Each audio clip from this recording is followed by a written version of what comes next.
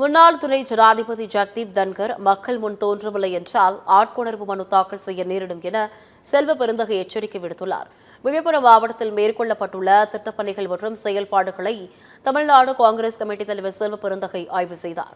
அதனைத் தொடர்ந்து செய்தியாளர்களிடம் பேசிய அவர், இந்தியாவின் முன்னாள் குடியரசு துணைத் தலைவர் ஜெகதீப் தன்கர் எங்கே இருக்கிறார் என்று கேள்வி எழுப்பினார்.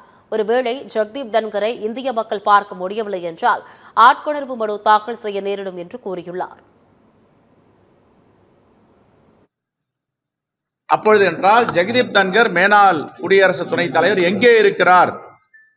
ஒருவேளை அவரை இந்திய நாட்டு மக்கள் பார்க்கவில்லை என்றால், பார்க்க இயலவில்லை என்றால், நாங்கள் ஆபியஸ் கார்பஸ் ஆட்கொணர்வு மனுவை தாக்கல் செய்ய வேண்டியிருக்கும்.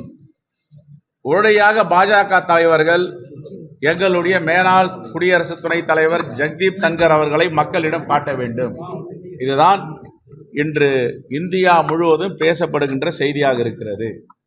அவர் எங்கே இருக்கிறார், எப்படி இருக்கிறார், நலமாக இருக்கிறாரா என்பதை நாங்கள் எல்லாம் பார்க்க அவளோடு இருக்கிறோம்.